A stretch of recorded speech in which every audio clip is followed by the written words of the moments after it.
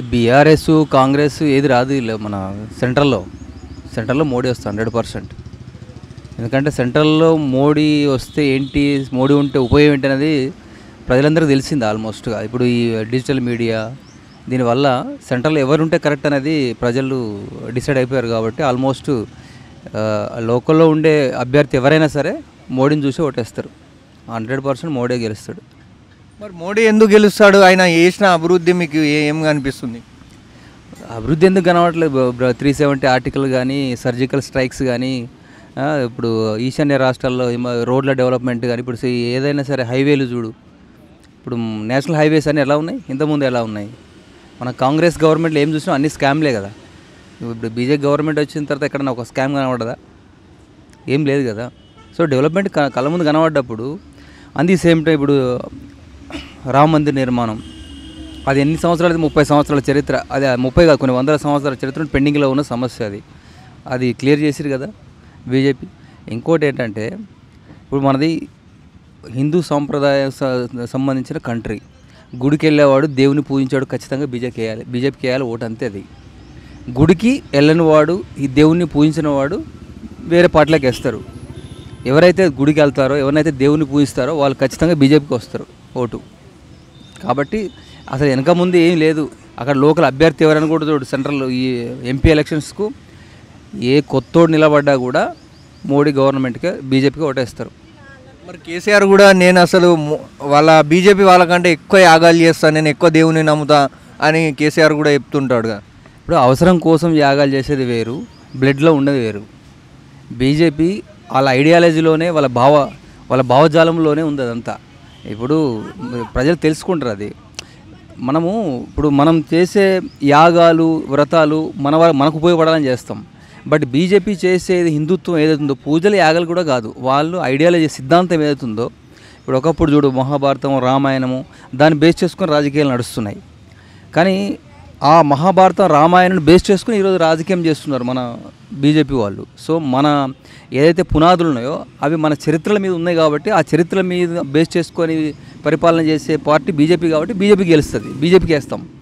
ఇప్పుడు పూజలు చేయడము గుడికి వెళ్ళడం ఇంపార్టెంట్ కాదు కదా. మతం పేరుతో చేస్తే అలా బాగుండదు కదా. ఒకటే మతము ఓట్లు వేయడం కూడా బాగుండదు కదా. కాంగ్రెస్ అన్ని మతాలను కలుపుకొని వెళ్తుంది కదా. ఇప్పుడు చూడు బాయ్, ఇప్పుడు బీజేపీలు చేసిన అభివృద్ధి వల్ల ఓన్లీ హిందూ వాళ్ళే బెనిఫిట్ పొందలేదు కదా. ఇప్పుడు భారతదేశంలో ఉన్న ప్రజలందరూ కూడా బెనిఫిట్ పొందిరా లేదా? ఓన్లీ హిందువులే బెనిఫిట్ పొందిరా? ఇప్పుడు ముస్లింలకు కూడా త్రిబుల్ తలాక్ కానీ వాళ్ళ సమస్యలు కూడా తీర్చిండు కదా మోడీ.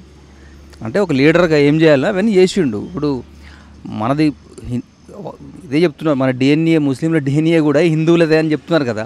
ఒకప్పుడు మన హిందువులే బలవంతంగా మార్చబడ్డారు అని చెప్తున్నారు కదా. సో బీజేపీ ఏం చేసినా టోటల్గా ప్రజల కోసం. ఇప్పుడు కుటుంబ పాలనలు ఉండవు, కరప్షన్ లేదు, అంటే వాళ్ళ సెల్ఫీస్ కోసం ఏం చేయరు బీజేపీ ఏంటంటే దేశం కోసం, దేశం బాగుండాలి, దేశం వరల్డ్లో నెంబర్ 1 ఉండాలని చేస్తారు. వాళ్ళు సొంతగా చేసేది ఏమి ఉండదు కదా బీజేపీలో. మిగతా పార్టీలు అంటే నా కొడుకు కోసమో ఇంకో ఎవరో రిలేషన్ కోసమో చేసే మస్తు మంది ఉంటారు. చాలా పార్టీలు ఉన్నాయి. బట్ బీజేపీ అట్లా కాదు. జిఎస్టీ కానీ ఇవి రైతు చట్టాలు కానీ అదాని గురించి అంబానీ గురించి వాళ్ళ ఆస్తులు పెంచనీకే బీజేపీ ఉన్నదని అంటున్నారు. ఇప్పుడు ఆస్తులు పెంచగా ఉన్నదంటే ఆదాని అంబానీ మనోడే కదబ్బా. ఎవడో ఫారెన్ వాడికి ఇచ్చే కాంట్రాక్టులన్నీ మనోడికి ఇస్తే మన వాళ్ళే బతుకుతారు కదా. ఆదాని అంబానీకి ఇస్తే తప్పేంది? మన వాళ్ళు మనం డెవలప్ చేసుకుంటే. ఎవడో ఫారెన్ కాంట్రాక్ట్స్కి ఇవ్వడం కంటే మన వాళ్ళు మనం చేసుకుంటే మనకి ఇక్కడ ఉద్యోగాలు పెరుగుతాయి, మన కంట్రీ డెవలప్ అవుతుంది కదా. ఆదాని అంబానీ ఎవరు? మన వాళ్ళే కదా, బయట కంట్రోల్ కాదు కదా. తప్పేముంది చేపిస్తే. ఇప్పుడు జోడో యాత్ర చేయడం వల్ల సౌత్లో కర్ణాటకలో అండ్ తెలంగాణలో కాంగ్రెస్ వచ్చింది. ఒకసారి రాహుల్ గాంధీకి అవకాశం ఇస్తే అయిపోతుంది కదా. వాళ్ళ నానమ్మ కానీ వాళ్ళ తండ్రి కానీ మన దేశాన్ని గురించి ప్రాణాలు అర్పించారు.